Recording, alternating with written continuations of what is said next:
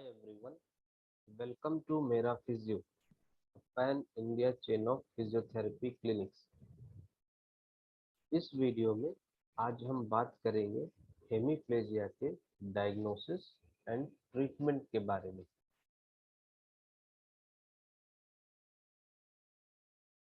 सबसे पहले हम बात करते हैं हेमीप्लेजिया के डायग्नोस्टिक प्रोसीजर्स यानी डायग्नोसिस के बारे में। हेमीप्लेजिया का जो डायग्नोसिस है वो फिजिकल एग्जामिनेशन और क्लिनिकल इवैल्यूएशन से स्टार्ट होता है। फिजिकल एग्जामिनेशन में मसल की strength, manual muscle testing and sensations check किए जाते हैं।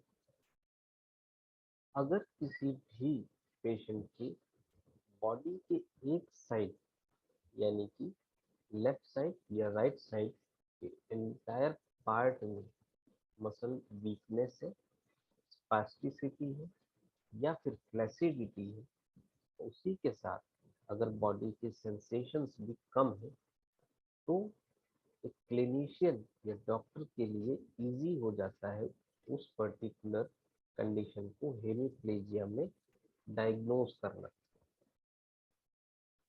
लेकिन इन्हीं एग्जामिनेशन के साथ हमें कुछ हेमेटोलॉजिकल एंड रेडियोलॉजिकल एग्जामिनेशंस की भी जरूरत पड़ती है।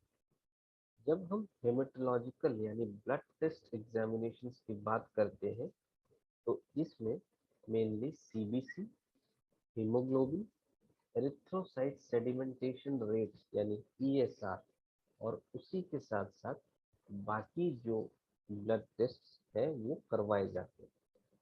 इन ब्लड टेस्ट से बॉडी में कहीं कोई इन्फेक्शन तो नहीं है, इन चीज़ों को रूल आउट किया जा सकता है। एग्जैक्ट कॉज पता चल सकता है ब्लड टेस्ट के थ्रू। अगर हेमीप्लेजिया इन्फेक्शन के कारण हुआ है, बॉडी में कहीं ट्यूमर के कारण हुआ है, तो हमारे सीबीसी हमारे ब्लड टेस्ट में वो रिफ्लेक्ट कर जाता है। ब्लड टेस्ट के बाद हम पेशेंट को एडवाइस करते हैं कि सीटी स्कैन के लिए यानी कंप्यूटर टोमोग्राफी यानी सीटी स्कैन, ये एक पावरफुल और इमेजिंग प्रोसीजर है जिसमें एक्सरे वो कंप्यूटर टेक्नोलॉजी के साथ हम यूज करके जो ब्रेन है उसके पिक लेते हैं, उसकी पिक्चर्स लेते हैं और डिफरेंट डिफरेंट एंगल्स में लेते हैं। जो इमेजेस हैं उनको कई स्लाइसेस में प्रेजेंट किया जा सकता है। एक कम्प्रिहेंसिव सिटी स्कैन जो ब्रेन का होता है उसमें कोई भी स्ट्रक्चरल एबनॉर्मेलिटी अगर है, जैसे कि ब्रेन ट्यूमर है, कोई वेस्कुलाइटिस है या कोई भी ब्रेन इंजरी, ऐसे स्ट्रक्चरल एबनॉर्मेलिटीज को रूल आउट किया जा सकता है या उनके रीजन को पता लगाया जा सकता है। सीटी स्कैन के बाद हम बात करते हैं मैग्नेटिक रेजोनेंस इमेजिंग या एमआरआई के बारे में। ये एक एक्सट्रीमली एक्यूरेट और non invasive highly sensitive procedure होता है जिसमें इलेक्ट्रोमैग्नेटिक वेव्स यूज की जाती है ताकि हम टिश्यू के इमेजेस को कैप्चर कर सकें। एमआरआई एक एक्यूरेट प्रोसीजर है, इसके रिजल्ट्स में कभी कोई डाउट नहीं रहता है और इससे हम ब्रेन की एबनॉर्मलिटीज को पता लगा सकते हैं। जैसा सिटी स्कैन में हमने देखा कि उसे एक एक्सरे और कंप्यूटर टेक्नोलॉजी को यूज करके वहाँ के इमेजेस को जनरेट किया जाता है। सेम उसी तरीके से एमआरआई में भी कंप्यूटर इंटरफेस का यूज होता है इमेज को जनरेट करने के लिए। लेकिन सीटी स्कैन और एमआरआई में डिफरेंस होता है। जब हम सीटी स्कैन की बात करते हैं तो वहाँ एक्सरे यूज होता है, एक्सरे विथ कंप्यूटर टेक्नोलॉजी। लेकिन जब हम एमआरआई की बात करते हैं तो वहाँ बेसिकली मैग्नेटिक फील्ड का यूज किया जाता है कंप्यूटर इंटरफेस के साथ, जिससे वहाँ की इमेजेस को जनरेट किया जा सके।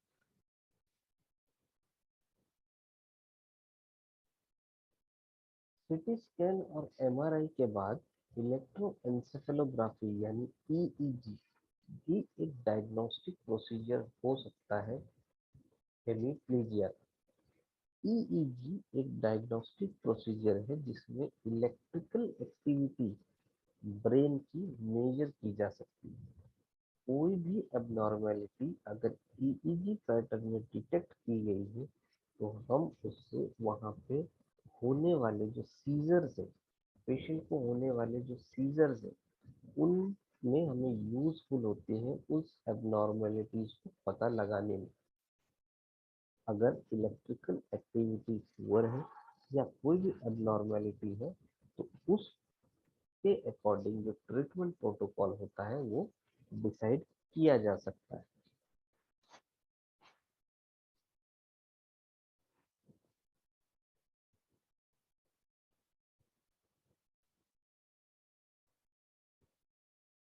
हेमीप्लीजिया में फिजियोथेरेपी ट्रीटमेंट का बहुत ही इम्पोर्टेंट रोल होता है। इस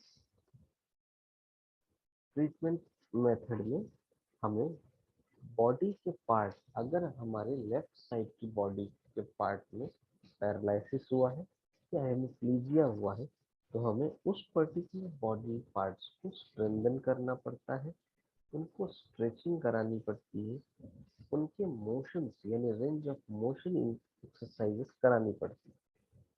सबसे पहले हम बात करते हैं लोअर लिम्ब के रेंज ऑफ मोशन एक्सरसाइजेस के बारे में। लोअर लिम्ब के रेंज ऑफ मोशन एक्सरसाइजेस में हम पेशेंट को एंकल टो मूवमेंट यानी एंकल की movement, ankle rotation, eversion inversion करवा सकते हैं। लेकिन हमें ये ध्यान रखना होता है क्योंकि पेशेंट में स्ट्रेंथ नहीं है, पेशेंट की जो मसल स्ट्रेंथ है वो बहुत पुअर है, पेशेंट को सेंसेशन नहीं है, तो हमें पेशेंट को पैसिवली करवाना पड़ता है। पहले हम पैसिव करवाते हैं, फिर असिस्टेड करवाते हैं और फिर उसके बाद पेशेंट क्या है एक्टिवली करने लगता है। पहले हम बात करते हैं पैसिव एक्सरसाइजेस की। इन्हीं पैसिव एक्सरसाइजेस के प्रोग्रेशन में एक्टिव असिस्टेड या एक्टिव एक्सरसाइजेस होती। हमने एंकल टो मूवमेंट के बारे में बात किया, उसमें थेरेपिस्ट अपने पाम में हील को ग्रैब करता है और पेशेंट के जो एंकल है उसको मोबाइल करता है या मूवमेंट करवाता है। एंकल के बाद पेशेंट की नी जॉइंट की मूवमेंट करवाई जाती है जिसमें फ्लेक्शन और एक्सटेंशन करवाया जाता है पैसिवली। नी जॉइंट के बाद पेशेंट के हिप की मूवमेंट करवाई जाती है जिसमें पेशेंट को एसएलआर करवा सकते हैं, जिसमें पेशेंट को एडक्शन, हिप एडक्शन एबडक्शन करवाया जा सकता है। उसी के साथ पेशेंट को internal hip internal and external rotators भी करवाया जा सकता है।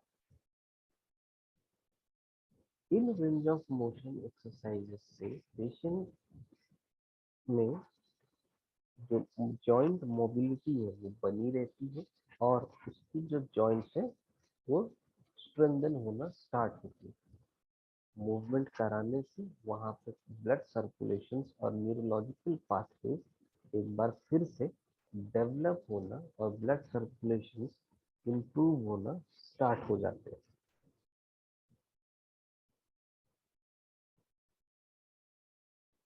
अब बात करते हैं हम अपर लिम्ब की एक्सरसाइजेस के बारे में, जिसमें अभी हम स्पेसिफिकली बात करते हैं रिस्ट और एल्बो मूवमेंट। रिस्ट की मूवमेंट में हमें ये ध्यान रखना होता है कि पैसिव एक्सरसाइज कराते वक्त हमें फिंगर मूवमेंट्स जरूर करवानी है। फिंगर मूवमेंट में इंडिविजुअली हर फिंगर का flexion, extension, rotation and sideways movement दोनों सब मूवमेंट्स करवाने होते हैं। हम थंब में भी करवाएंगे, हम इंडेक्स, मिडिल, रिंग और हमारी जो लिटिल फिंगर है, हर फिंगर में इंडिविजुअली करवाना पड़ता है, जिससे वहाँ के जो वहाँ की एक्टिविटीज है, वहाँ ब्लड सर्कुलेशन है, न्यूरोलॉजिकल पाथवेज है, वो एक बार फिर से स्टार्ट हो जाए। फिंगर्स के बाद हमें आना है रिस्ट पे। रिस्ट का हमें flexion, extension, radial and ulnar deviation, radial movement and ulnar movement दोनों करवाने। Flexion, extension, radial and ulnar, और उसी के साथ क्लॉकवाइज, एंटी क्लॉकवाइज का रोटेशन करवाना। इससे वह हमारी रिस्ट में भी स्टेबिलिटी आना स्टार्ट होती है, जो कि स्ट्रोक के कारण जो स्टेबिलिटी चली गई होती है। इसके बाद अगर पेशेंट की जो फिस्ट है वो नहीं फॉर्म हो रही है या फॉर्म हो गई है और वो स्पास्टिक हो गई है, तो हमें उन्हें रिलीज भी करना पड़ता है। रिलीज करने के लिए हमें फिंगर्स को ताकत के साथ, स्ट्रेंथ के साथ ओपन करना है। ओपन करने के बाद हमें रिस्ट और फिंगर्स को स्ट्रेच करना है। स्ट्रेच करने के बाद उन फिंगर्स और रिस्ट में मूवमेंट कराना है, जिससे प्रोग्रेसिवली वहाँ पे स्ट्रेंथ डेवलप होना स्टार्ट होती है।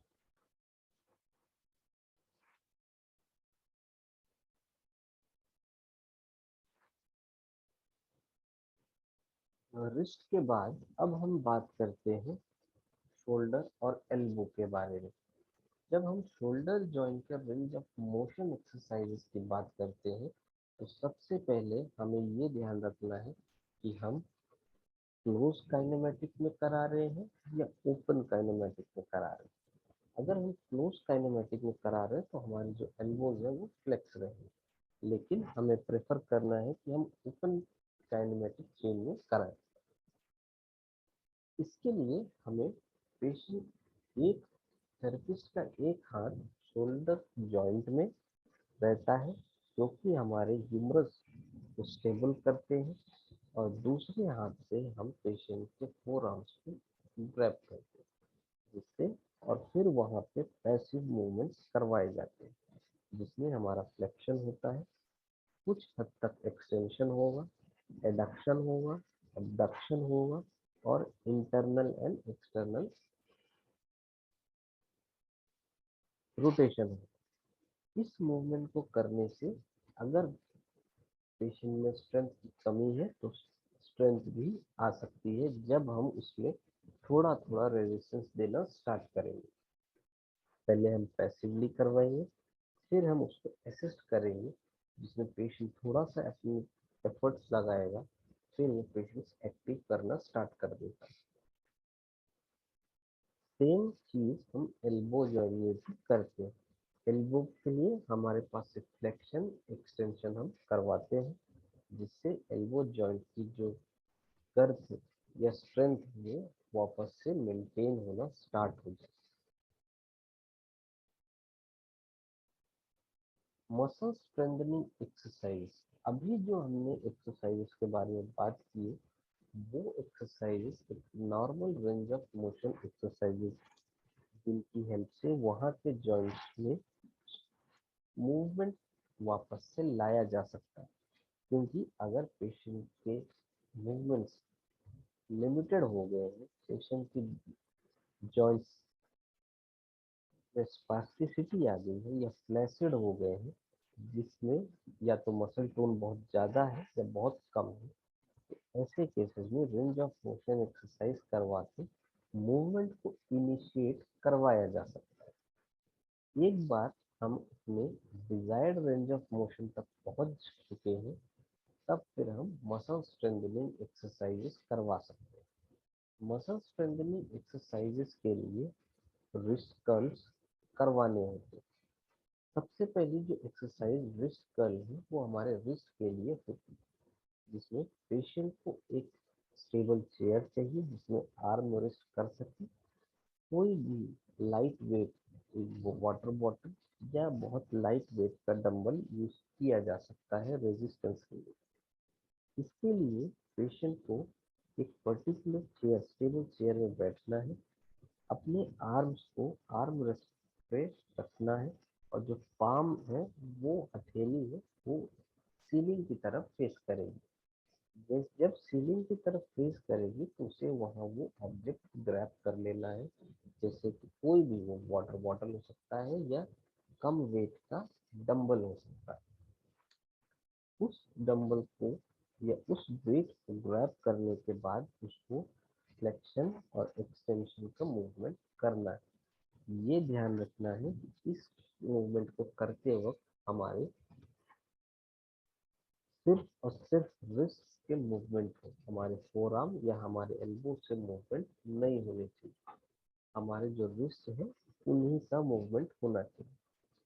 इससे ये बेनिफिट मिलता है कि रिस्ट कर्ल के आइसोलेटेड मूवमेंट करने से हमारी जो फोर आर्म की जो स्ट्रेंथ है वो बढ़ने लगती है, जिससे वहाँ की जो रेंज ऑफ मोशन है वो भी बढ़ती है, ताकि पेशेंट की ग्रिपिंग जो एबिलिटी है वो भी बढ़ने लगती है।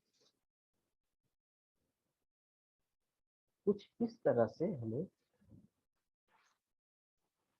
रिस्ट कर्ल मूवमेंट करना है। रिस्ट कर्ल के लिए जैसा हमने पिछले स्लाइड में बात किया कि हमें एक चेयर में बैठना है जिसमें आर्म रेस्ट हो, आर्म को वहां पे रेस्ट कराना है, और पाम अपवर्ड फेसिंग होगा।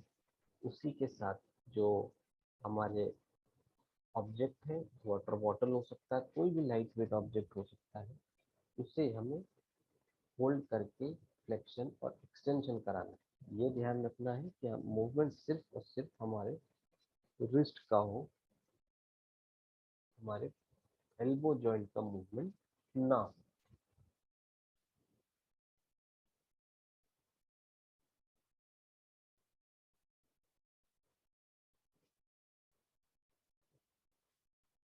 इसके बाद हम सिट टू स्टैंड एक्टिविटीज भी कर सकते हैं।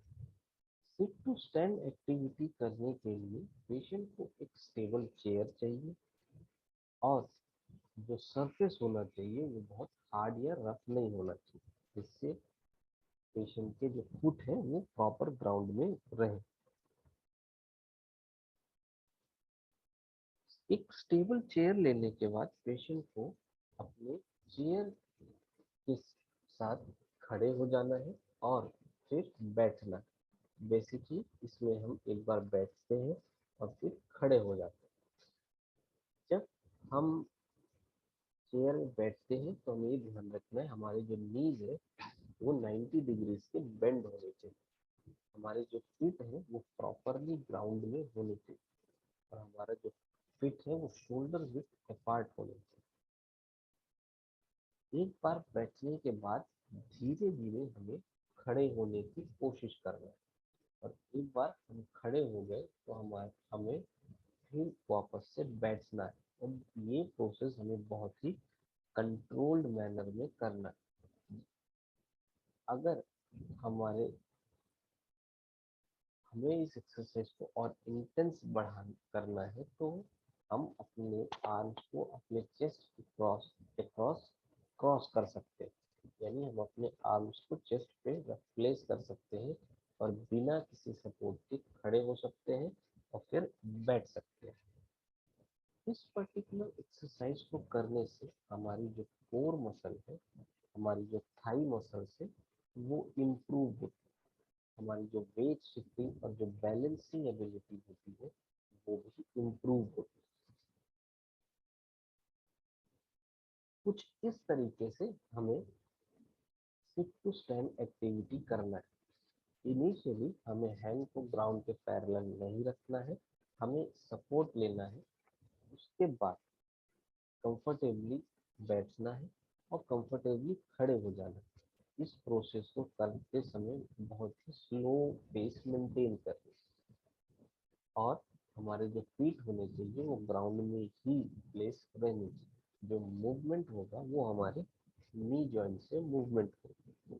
नी जॉइंट्स हमारे 90 डिग्री के बेंड होने चाहिए। एक बार हम इसको करने में कंफर्टेबल हो गए तो फिर हम अपने आर्म्स को, अपने हैंड्स को ग्राउंड के पैरेलल रख सकते हैं और फिर बिना किसी सपोर्ट के हम इस एक्टिविटी को रिपीट कर सकते हैं। इस एक्टिविटी को रिपीट करने से हमारी जो कोर मसल्स है वो स्ट्रेंथन होती है, हमारी जो बैलेंसिंग पावर है, हमारी जो बैलेंसिंग एबिलिटी वो भी इंक्रीज होती है।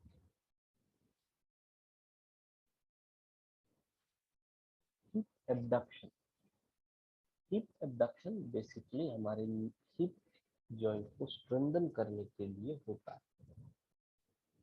इसके लिए भी हमें एक स्टेबल चेयर की जरूरत है। स्टेबल चेयर में हमें बैठ जाना है और हमें अपने जो एब्स है वो टाइट करने में, हमें एक नी को अपने स्ट्रेट करना है और जो टोज हो वो ऊपर की तरफ पॉइंट करनी चाहिए। जब हमारे नीज स्ट्रेट रहे तो हमारे जो टोज है वो ऊपर की तरफ पॉइंट रहे और फिर धीरे धीरे हमें अपने पैर को चेयर के बाहर तरफ लेके जाना है। सपोज हम राइट साइड के लेग को लिफ्ट कर रहे हैं या स्ट्रेट कर रहे हैं तो हमें उसे फिर अपने बॉडी से दूर लेके जाना है और फिर उसको अपनी पोजीशन में रिटर्न करना है। इस प्रोसेस को करते समय हमें ये ध्यान रखना है कि हमारा जो पेस होना चाहिए वो बहुत ही स्लो एंड कंफर्टेबल होना चाहिए। अगर इसकी इंटेंसिटी को हमें रिड्यूस करना है तो इसी चीज को हम सुपाइन पोजीशन या लेट के भी कर सकते हैं और अगर इसी को डिफिकल्ट बनाना है तो हम इसी एक्टिविटी को हम स्टैंडिंग पोजीशन में रिपीट कर सकते हैं अगर पेशेंट इसको करने से कैपेबल है तो। इसका मेन बेनिफिट ये है कि इससे हमारी जो हिप्स है वो स्ट्रेंथन होंगी, हमारी कोर स्ट्रेंथन होंगी, हमारे लेग्स में स्ट्रेच और स्ट्रेंथनिंग होगी, हमारी जो बैक मसल्स है उनमें भी स्ट्रेंथनिंग होगी, साथ ही हमारी जो कोऑर्डिनेशन और स्टेबिलिटी वो भी इम्प्रूव होती है।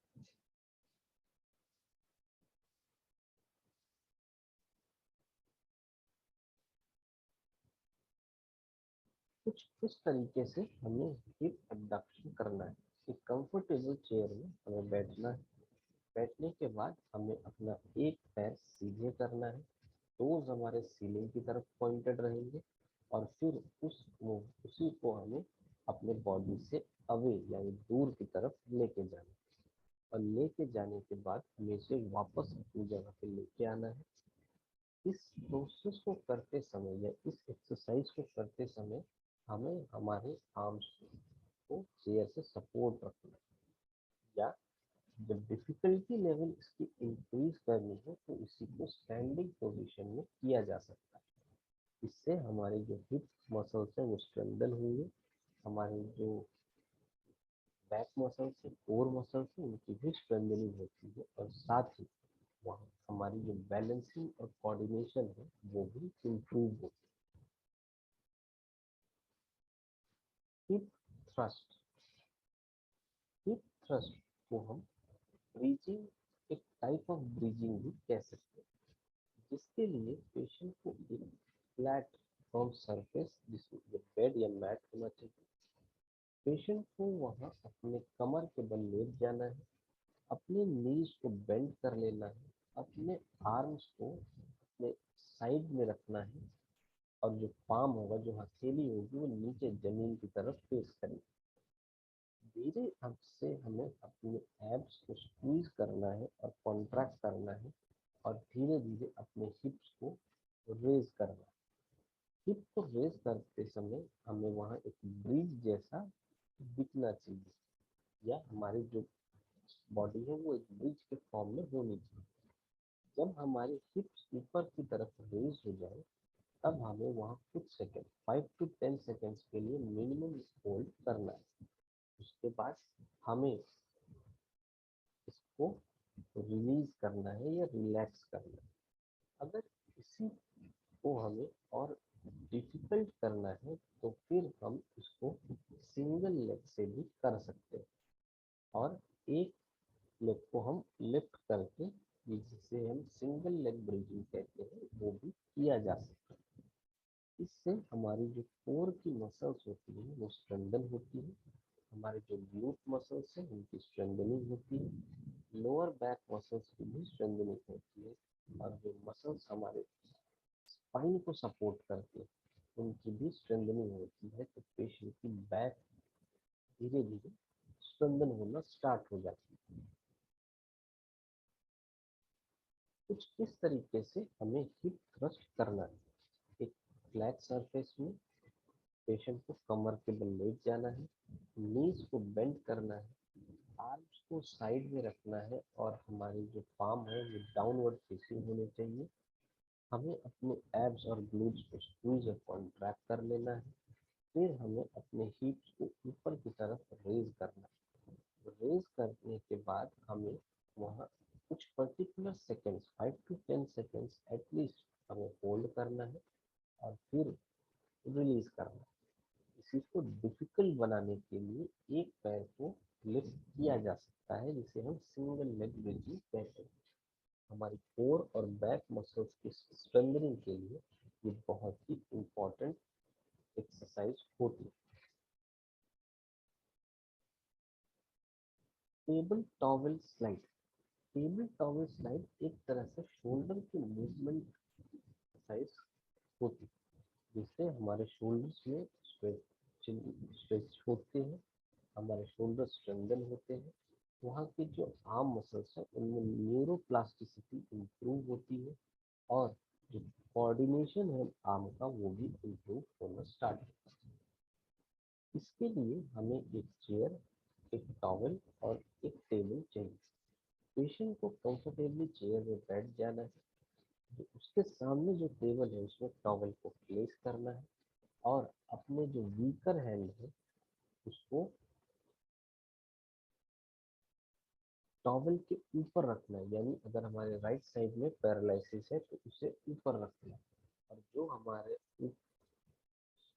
ऑलरेडी स्ट्रॉन्ग हैंड है उसे हमें उस हाथ के वीक हैंड के ऊपर रखना है। फिर धीरे धीरे हमें शोल्डर को स्लाइड करते हुए हमें टॉवल को भी आगे की तरफ स्लाइड करना है, और उसी के साथ हमें आगे बेंड भी होना है। इसको करते समय हमें आगे पीछे का मूवमेंट यानी गोइंग बैक एंड फोर्थ का मूवमेंट करना पड़ेगा। इसी को हम क्लॉकवाइज या एंटी क्लॉकवाइज यानी सर्कुलर मूवमेंट टेबल में भी करवा सकते हैं। इस एक्सरसाइज से हमारी जो शोल्डर मसल्स है, हमारे जो आर्म मसल्स है, उनकी स्ट्रेंथनिंग होती है, और साथ ही वो प्रमोट होते हैं न्यूरोप्लास्टिसिटी, और आर्म का कोऑर्डिनेशन भी बढ़ता है। कुछ इस तरीके से हमें टेबल टॉवल स्लाइड करनी है। इसके लिए हमें एक कंफर्टेबल चेयर या स्टूल चाहिए, और एक टेबल होना चाहिए। टेबल होने के साथ वहाँ एक टॉवल रहे, और हमें अपने जो वीकर हैंड है उसे टॉवल के ऊपर प्लेस करना है, और अपने स्ट्रॉन्गर हैंड को भी प्लेस करना है, जिससे और फिर हमें आगे की तरफ स्लाइड करते हुए बेंड होना है, और फिर पीछे आना है और रिलैक्स होना है। इस मूवमेंट को करने से हमारे जो शोल्डर मसल्स है उनकी स्ट्रेंथनिंग होती है और स्ट्रेचिंग होती है, और हमारे आर्म के बीच में जो कोऑर्डिनेशन होता है वो भी इम्प्रूव होता है। हिल raises.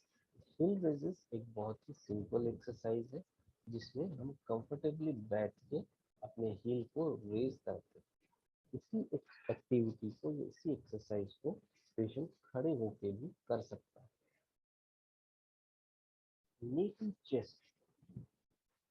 Knee to chest exercise करने के लिए पेशेंट को कंफर्टेबली पोजीशन में अपने कमर के बल लेट जाना है, अपनी एक नीज को अपने चेस्ट की तरफ लेके आना है, और चेस्ट की तरफ लाने के बाद उसे वहाँ होल्ड करना है।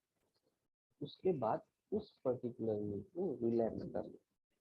फिर हमें दूसरी नी को लेके आना है अपने चेस्ट की तरफ, और फिर रिलैक्स करना है।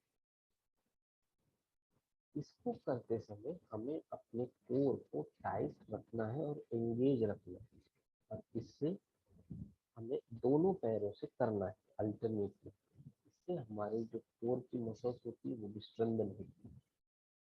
कुछ इस तरीके से हमें नी टू चेस्ट मूवमेंट करना है। हमारे दोनों नी बेंड रहेंगे और फिर एक एक करके हमें उन्हें चेस्ट की तरफ लेके आना है।